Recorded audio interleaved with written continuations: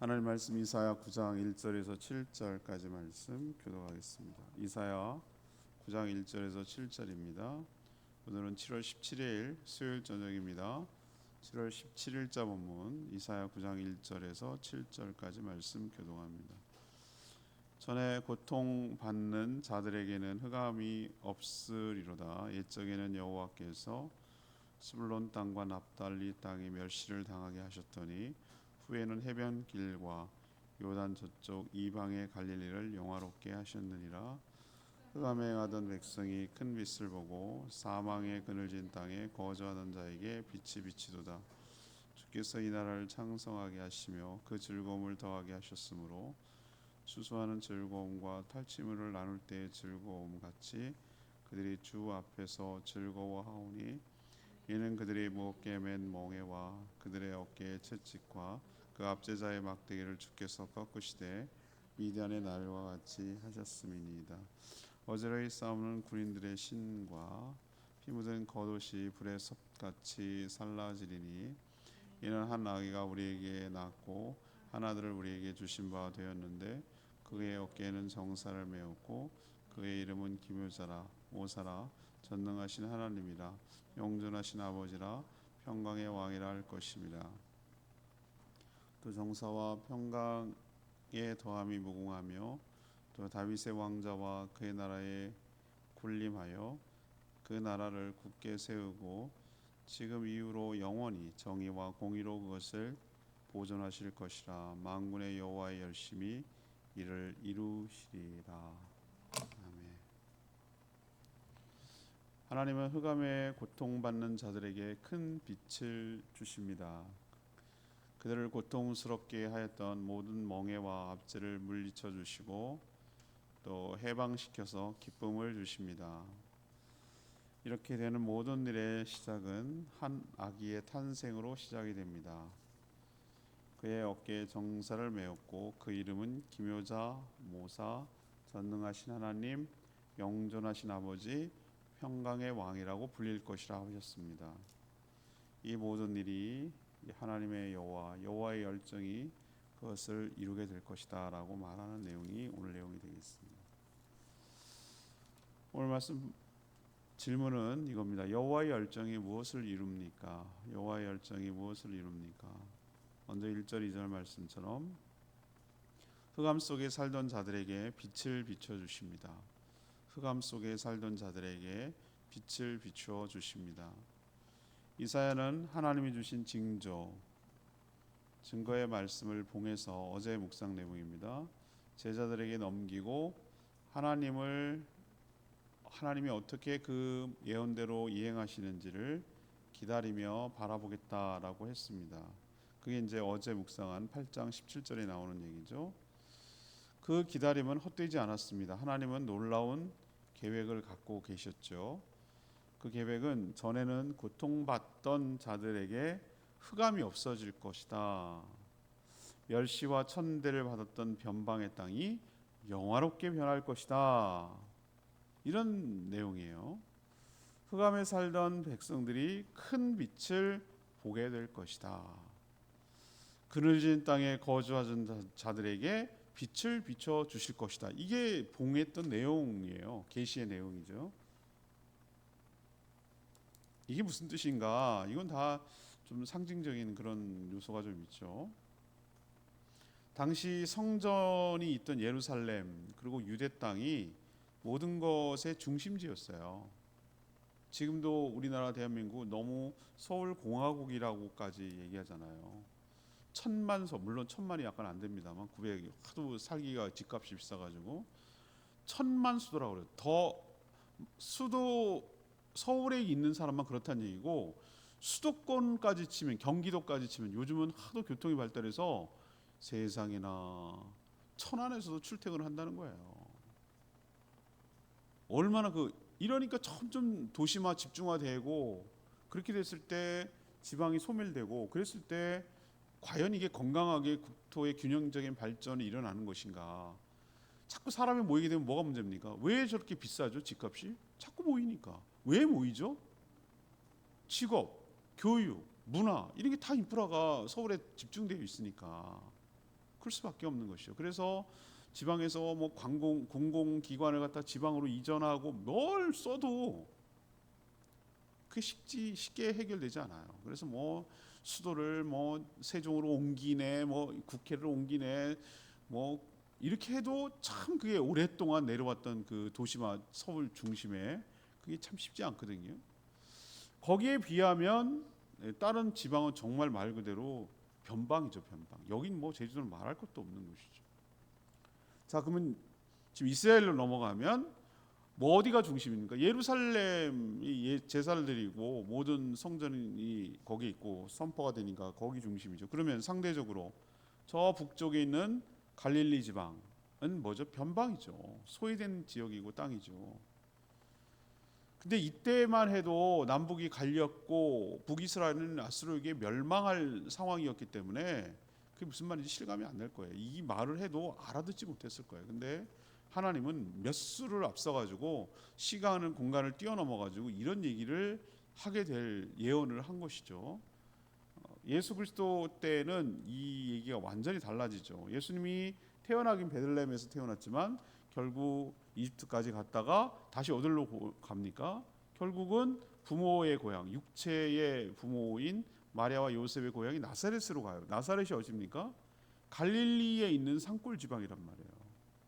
가버나움이 굉장히 중심지고 그 호숫가에 있는 거길 중심으로 여러 성읍이 있을 거 아니에요. 그 중에 하나가 뭐 가나도 있고 가버나움은 중심이고 그 다음에 뭐 나사렛도 있고 이렇단 말이죠. 그런 것처럼 이 땅이 예수님이 어디 중심으로 활동했냐면 자기가 태어난 고향에 배척받았음에도 불구하고 가버나움을 베이스 캠프로 해가지고 거기서 왔다 갔다 하고 유대도 3번 오고 뭐 그 중심으로 많이 활동한 시돈까지 가셨어요. 거기에 훨씬 더 복음이 많이 선포되고 많은 기적과 이적과 표적이 나타나고 그랬어요.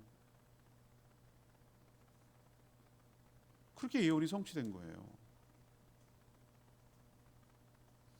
하나님의 마지막 때가 되면 예수 그리스도 복음이 전파되는 그곳이 이제 흑암과 그늘 이건 상징적인 것인데 그만큼 어둡고 어둠의 세력이라는 것이고 소외된 지역이라는 것을 이렇게 은유로 표현하는 건데 그렇게 흑암이 되고 그늘진 소외된 지역이 예수 그리스도를 통해 복음이 전해지는 순간 예수님이 통치하시는 순간 거기에는 빛이 비춰지고 영화롭게 변하게 될 줄로 믿습니다. 저는 어떤 소망이 있냐면은 이게 오늘 줄 설교 말씀이에요. 근데 제주도를 저는 생각했어요. 여러 오늘 이번 주간에 본문이 할 게 많은데 이게 딱 드는 건 마음에 딱 들어오는 거예요. 이건 우리 제주에 있는 교회들만 할 수 있는 어쩌면 이건 뭐 자기 중심적일 수도 있겠지만 그렇겠다는 생각이 하나님의 말씀이 우리에게 들려줘야 될 말씀이라고 판단한 거예요. 맞다. 여기가 흑암과 그늘진 땅 아닐까? 영적으로도 그렇고 여러 가지 면에서 역사적으로도 그렇고 그러나 오늘 말씀을 빗대서 오늘 말씀을 적용하자면 흑암 속에 살던 자들에게 하나님께서 마지막 때에 빛을 비춰 주셔서 모든 그들이 사라지고 영광스럽고 영화로운 땅으로 바뀌게 될 줄로 믿습니다. 그런 소망을 갖게 되는 거예요. 오늘 말씀을 통해서. 자, 두 번째 얘기로 갈까요? 3절에서 5절까지 말씀인데요. 모든 고통에서 해방시킴으로 기쁨을 주신다는 거죠. 하나님은 어떻게 흑암과 그늘에서 큰 빛을 비춰주신다는 뜻일까?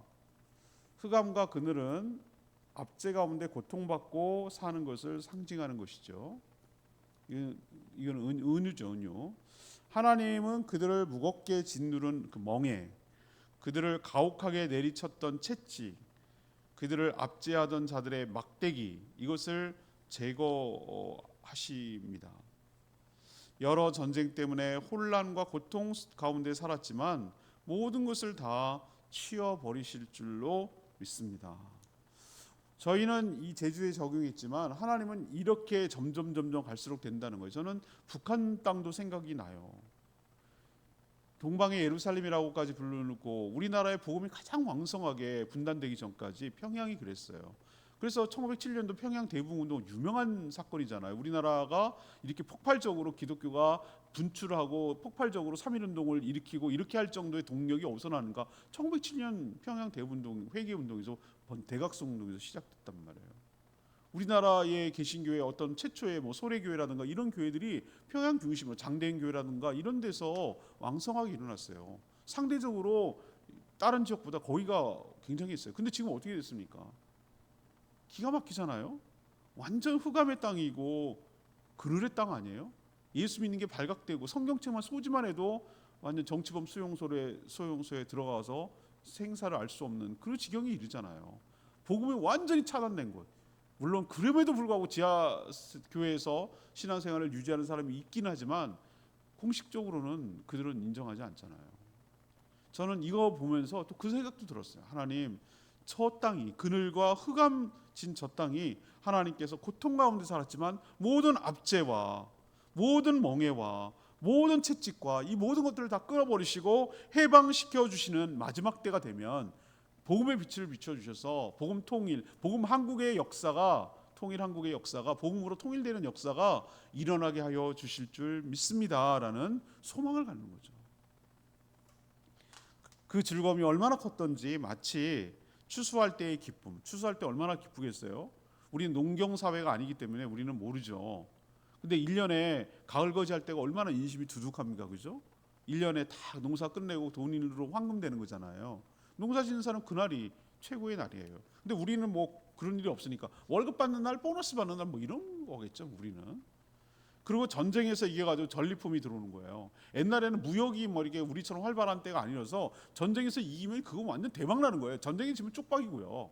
이건 진짜 먹히느냐 먹느냐의 싸움인데 이겼을 때 그 모든 전리품을 다 뺏어오기 때문에 그것이 얼마나 물자가 막 전국적으로 퍼져나가겠어요. 풍성 막 나눠주는 거잖아요, 전리품. 그게 얼마나 기쁨이 크겠습니까? 풍성하고 풍족해지는 거죠. 이런 기쁨을 누리게 될 것이다. 누구 때문에? 빛이 비추면 흑암에서 사라지기 때문에. 이 예언은 1차적으로는 이스라엘을 침략해서 압제하던 그리고 괴롭히던 강대국에서 해방시켜 주신다라는 의미가 있죠. 일단 1차적으로는. 그러나 이거는 영적으로 보면, 영적인 눈으로 보면 이건 어떻게 해석이 되는가? 죄와 허물 때문에 사단의 권세에 눌려 압제당하고 또 이용당하던 수많은 사람들이 복음이 들어가고 예수 그리스도의 통치가 시작되면 주의 능력으로 거기에서 흑암의 권세에서 어둠의 권세에서 해방시켜서 기쁨을 찾게 된다라는 그런 해석도 가능한 거예요. 이것이 물리적 육체적 현실 세계만 뿐만 아니라 영적인 의미도 그렇게 된다는 것이죠. 바로 예수 그리스도께서 바로 큰 빛이, 내가 세상의 빛이라고 하셨잖아요. 예수 그리스도가 그 빛이에요. 빛이 어둠은 빛을 이기지 못합니다. 빛이 비추는 순간 어둠은 올라가게 돼 있어요. 빛이 없는 게 어둠이잖아요, 그죠? 빛과 어둠이 싸워요? 절대 못 싸웁니다. 빛이 비추는 순간 어둠은 물러가는 거예요. 어둠이라는 게 없어요. 빛이 없기 때문에 어두운 거예요. 그렇잖아요? 그냥 예수 그리스도가 빛인데 빛이 비추면 그냥 어둠은 물러가게 돼 있어요. 뭐 반반 싸워가지고 힘겨루게 하는 게 아니잖아요. 빛이 비추면 어둠은 물러나요. 이게 이런 싸움이에요. 예수 그리스도 빛이에요. 그래서 어둠은 이길 수가 없어요. 빛이 비치는 순간 흑암의 세력, 그늘진 세력은 다 물러가게 될 것입니다. 이 얘기는 죄와 사단의 권세에서 우리를 해방시켜서 구원의 기쁨을 주실 거라는 그런 예언을 이렇게 표현하고 있다고 봅니다. 자, 세 번째 얘기는 뭘까? 6절 7절까지 말씀인데 메시아를 보내주셔서 정의롭게 다스리신다라는 내용입니다. 이 모든 일, 지금 앞에서 쭉 얘기했던 그 예언은 한 아들을 우리에게 주시는 것으로 시작한다고 표현하고 있어요. 이 예언이 바로 그 유명한 메시아 예언입니다. 근데 그 아들은 보통 분이 아니에요. 그의 어깨에 정사가 뭡니까? 왕권이 그 어깨에 있다. 그러니까 그가 왕권이라는 가졌던 얘기잖아요. 또 이름이 매우 많고 다양해요. 근데 이름은 그의 정체성을 말하고 사명을 말하는 거예요. 당시 하나님께서 어떤 이름을 얘기할 때 항상 그 사람의 정체성, 사명을 얘기할 때 이름을 얘기하거든요. 근데 이름이 너무너무 많아요. 첫 번째 뭡니까? 기묘자, 모사. 이게 무슨 뜻이죠? 지혜롭다는 거예요. 그분이 지혜 자체예요. 그분의 지혜를 따라올 수 없어요. 모든 지혜는 거기서 나오는 거거든요. 두 번째 표현은 뭡니까? 그룹이 전능하신 하나님, 영존하신 아버지, 평강의 왕이라는 거예요. 요 표현은 예수 그리스도, 이 메시아가 누구라는 겁니까? 전능하신 하나님, 영존하신 아버지, 평강의 왕. 이거는요 하나님만이 쓸 수 있는 표현이에요. 그러니까 예수 그리스도가 뭡니까? 예수 그리스도의 신성을 보여주는 거예요. 그분이 곧 하나님이다라는 것을 보여주고, 아버지라고 말하는 것은 모든 근원이 거기로부터 나온다는 거잖아요. 그는 힘으로 통치하지 않는다. 통치 방식을 오늘 또 설명하고 있는데 뭡니까? 영원히 정의와 공의로 통치하시고, 그래서 그의 나라는 뭐가 임한다고 그랬습니까? 평강이 임한다고 그랬어요. 평강이 임한다. 정의와 공의로 통치하시니까 평강이 임하잖아요.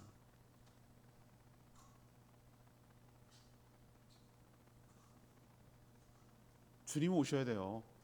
저는 그렇게 생각이 됩니다. 주님이 다스리는 나라가 되어야 될 줄로 믿습니다. 뭐 모든 나라의 정치가 그렇습니다만, 미국도 보니까 참 뭐 민주주의에 뭐 가장 뭐 앞서가는 나라, 영국 앞서가는 나라, 프랑스 민주주의를 가장 꽃피운 나라, 이렇게 말했는데 요즘 제가 회의가 들어요. 이게 과연 민주주의라는 것이 인간에게 가장 지금 이상적인 것인가라는 생각이 들 정도로 기가 막혀요. 저 정도로 미국이 저렇게 망가졌나? 뭐 이런 생각이 들 정도죠. 근데 뭐 남 얘기할 게 없어요. 우리나라 보면 더 기가 막히지. 더 기가 막혀요.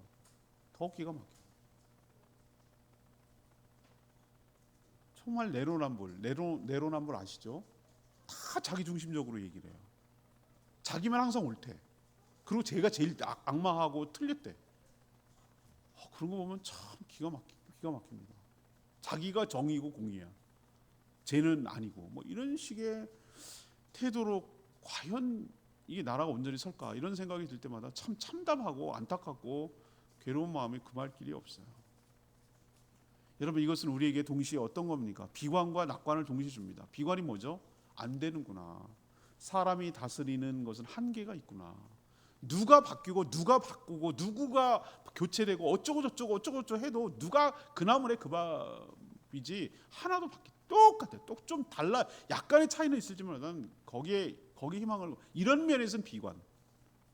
그러나 주님께서 다시 오셔서 주님은 그런 식으로 다스리지 않는다고 저는 확신해요. 천국은 그렇지 않다고 봐요. 정말 공의가 뭔지 정의가 뭔지 사랑이 뭔지, 공의와 사랑이 서로 상충되는 것이 아니라 그것이 조화롭게 되어서 통치하시는 그 나라가 될 때 비로소 억울한 일도 없을 것이고, 비로소 누구도 시비를 걸 수도 없을 것이고, 누가 불평부당한 것도 없을 것이고, 누구나 다 수긍하고, 누구나 거기에 따르고, 누구나 다 인정하고, 누구나 다 존경하고 존중하고, 이런 나라가 될 줄로 믿습니다. 여러분, 천국이 죽어서 뭐 맛있는 거 먹고 뭐 영생 이런 게 아니라, 저는 좀 제대로 정말 그런 통치를 받아봤으면 좋겠어요. 공의와 정의가 우리나라처럼 그렇게 독재 국가도 아니라고 말하는 나라인데도 불구하고 정의와 공의가 이처럼 상실된 나라에서 우리가 살아가고 있는데, 정말로 우리가 얼마나 목말라하며 갈급하겠어요. 정말 주님이 다스리는 나라가 되어야 이 모든 문제를 딱 다 끝내고 정리하고 이 세상에 바로 비로소 하나님의 나라, 메시아의 나라, 천국이 이루어지게 될 줄로 믿습니다. 그래야 진정한 평강이라고 말하는 것이, 샬롬이라고 말하는 것이 진짜 임하는 거예요. 샬롬은 그때 임하는 거예요. 주님이 다스리는 나라가 될 때 비로소 샬롬이 뭔지를 보여주는 거예요. 이 땅에 사람이 다스리는 진정한 샬롬은 있을 수가 없어요. 자기들만의 샬롬이지 모두의 샬롬은 아니죠. 근데 이 나라가 오늘 뭐라고 했습니까? 일시적이지 않고 영원하다고 그랬어요. 영원하다. 이게 다 부합하려면요, 예수 그리스도밖에 없어요. 메시아밖에 없어요. 이 주님 오시기 전에 700년 전에 이런 얘기를 써놨다는 게 여러분 놀랍지 않으세요? 이 모든 것을 누가 이루십니까? 전 7절에 있는 말씀이 저는 은혜가 됐어요. 만군의 여호와 열심히 이를 이루시리라. 이 표현에서 하나님의 굳은 의지와 이루어질 때까지 지치지 않는 신실함을 보여주고 확고한 의지가 느껴져요. 맞아요. 누가 이룬다고요? 내가 이룬다고요? 아니요. 하나님의 열심히 이루실 줄로 압니다. 그래서 더 신뢰가 가요. 우리에게 이 모든 일을 맡겨두신 것이 아니라 주님이 주도해 가시고 주님이 이끌어 가시고 주님이 이 모든 일을 성취하실 줄로 믿습니다. 그래서 이 최종적인 이런 나라가 되도록 하기 위해서 주님은 지금도 열심을 내서, 지금도 쉬지 않고, 지금도 계속해서 이 하나님 나라를 완성시키기 위해서 지금도 계속 전진하고 계신 줄로 믿습니다. 2절 말씀이 오늘 레마의 말씀이었습니다. 2절 말씀. 흑암에 행하던 백성이 큰 빛을 보고 사망에 그늘진 땅에 거주하던 자에게 빛이 비추도다. 이 예언은 상대적으로 소외되었던 북쪽 갈릴리 지방에서 성취되었습니다. 예수님은 예루살렘이 아닌 갈릴리에서 주로 사역하셨기 때문이죠. 그렇죠? 가버나움 중심으로 사역하셨어요. 제가 이 말씀을 묵상하면서 제가 어떤 생각이 들었다고 그랬어요. 북한 생각도 났어요. 근데 저는 제주에서 살고 사역하기 때문에 제주도가 이런 곳이라는 생각이 탁 들어와서 마음이 적용이 되더라고요. 흑암에 행하던 백성들, 그느질 땅에 거주하던 자들, 역사적으로 그랬다는 거예요. 이 땅은 흑암과 그늘진 땅이었어요. 늘 외세에 시달리며 압제를 당했던 땅이었어요. 늘 이용당하고 버림당하고 착취당하고 죽임당하고 그랬던 땅이었어요. 전 역사적으로 4.3 사건이 최근에 우리나라 근대 현대사에 지금 현재 진행 중이고 아직도 생존자가 남아있고 가족들이 남아있어서 현재 진행 중처럼 보이는데 그 전에 옛날에 얼마나 많은 이 땅에 피 흘림이 있었는지 여러분 모르실 거예요. 제가 최근에 목회 칼럼도 썼습니다만 목호의 난이라고 부르는 고려 말대 황금을 돌같이 보신 최영 장군 와가지고 누굴 죽였죠? 몽골의 말을 관리하던 관리들 목호를 죽였다고 그랬어요. 나한테 그런 줄 알았어요. 목호가 여러분들 말을 관리를 어떻게 해야 되는지 가르치는 교관 같은 역할을 했거든요. 관리의 관리. 근데 그 사람들이 여기 와가지고 많이 왔거든요. 때려왔고 또 몇 년을 여기가 식민지였냐면 100년이었어요. 100년. 100년이면 여러분 100년이면 한 세대를 몇 년으로 잡는 30년으로 잡아요. 30년. 그럼 100년 동안 있었던 얘기는 목호가 여기 여자와 제주도 여자랑 결혼을 해요. 타이든 자이든 간에 피지배 계급이었기 때문에 식민지 계급이기 때문에 그래서 지금도 제주의 시골 할머니한테 굉장히 욕하는 말이 몽골놈의 새끼 이런 표현을 써요. 굉장히 경멸하는 말이에요. 그 말이 800년 전 얘기인데 혼혈됐어요. 여기 당연히 혼혈되죠. 그러면 3대가 내려갔다는 얘기는 몽골의 자손들이 아버지, 할아버지, 아버지, 자녀까지 내려갔다는 얘기예요. 여기. 그래서 여기서 그냥 자연스럽게 스며들어가지고 제주에서 살고 있는 거예요. 그 사람이 제주 사람이 아니라고도 할 수 없어요. 이제는 벌써 100년 동안 내려와가지고 같이 여기서 산 거예요. 근데 최영 장군이 와가지고 몽골의 잔당들이라고 하는 목호들을 소탕한다는 이유로 그 벌써 100년이 지난 시점이니까 자손들밖에 없어요. 1세대들은 없어요. 죽어서.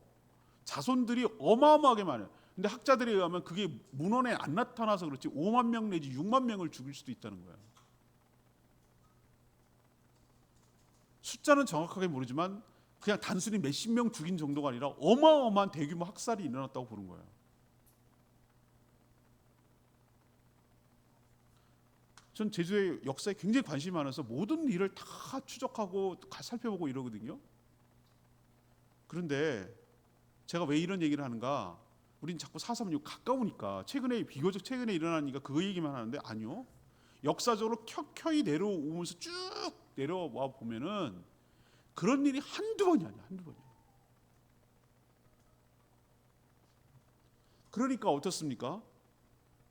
이들이 살려고 영적으로 무지하고 안 보이니까 자연적으로 보면 어떻게 합니까? 너무나 바람 영향이 세고 바람 때문에 죽고 그러니까 영등할망이라고 하는 바람신을 섬기는 거예요. 그래서 영등축제를 매번 명등구슬을 하는 거고 영등할망이 뭘 가져주냐면 제주의 산업에 아주 깊숙이 개입하는 소라와 전복씨를 갖다 준대잖아요. 그러니 얼마나 바람신을 섬기냐고요. 최고 영향을 주는 신을 항상 그 토착민들은 섬기고 있어요. 어느 나라, 어느 세계, 어느 데도 다 똑같아요. 다 똑같아. 자기에게 가장 영향력을 많이 주는 것을 섬기게 돼 있어요. 제주는 용왕도 아니에요. 바람신을 섬긴다고. 바람신. 뱀을 왜 섬겼을까? 제가 말씀드렸잖아요. 여긴 논이 없어요. 곡식이 너무 귀해요. 먹고 사는 문제보다 더 절박한 게 세상에 어디냐고. 근데 얼마 없는 그 곡식을 갖다가 쥐들이 갉아먹고 뺏어먹고 전염병 퍼뜨리니까 그 쥐를 잡아먹는 구렁이가 너무 고마운 것 같지 않으세요?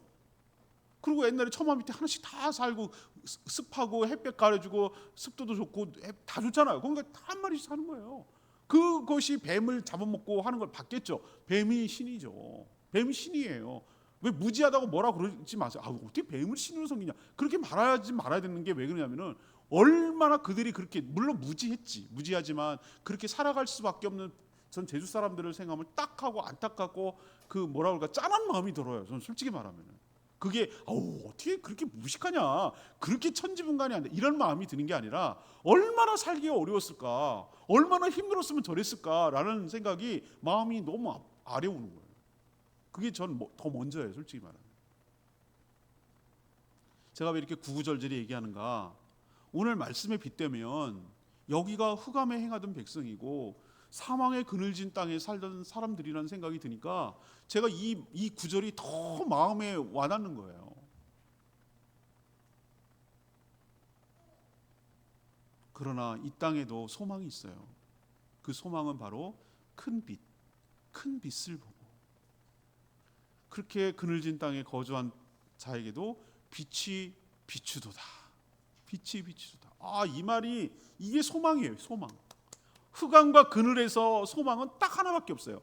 빛이 비칠 때. 그 빛이 누구겠어요? 예수 그리스도께서 뭐라 그럽니까? 내가 세상의 빛이다. 너희가 세상의 빛이다. 이렇게 말씀하셨잖아요.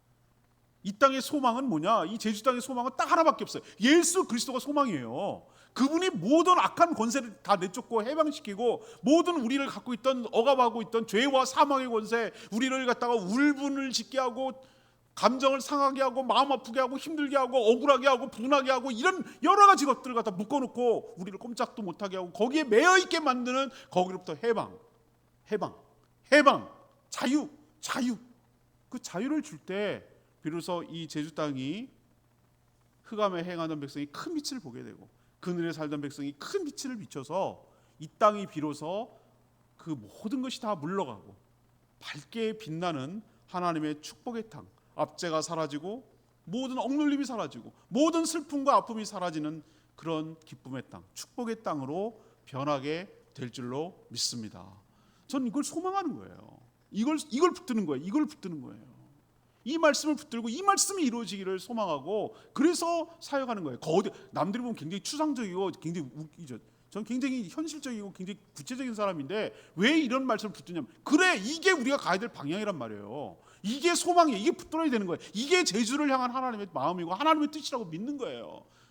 그게 큰 빛이 비춰져야 이 제주가 바뀐다고 믿고 이 방향으로 나가는 거예요. 이게 우리가 믿는 자들이 해야 될 일인 줄로 믿습니다. 주일날 더 말씀드릴게요. 오늘 말씀, 하나님의 열심히 뭘 이루는가? 흑암에 살던 자에게 빛을 비춰주는 것, 모든 고통에서 해방시켜줘서 기쁨을 주는 것, 메시아를 보내 정의롭게 다스리는 것, 이거 생각하시고 믿음으로 승리하고 이 사역을 함께 해나가기를 바랍니다. 찬양집 13장 부르고 기도하겠습니다. 찬양집 13장입니다.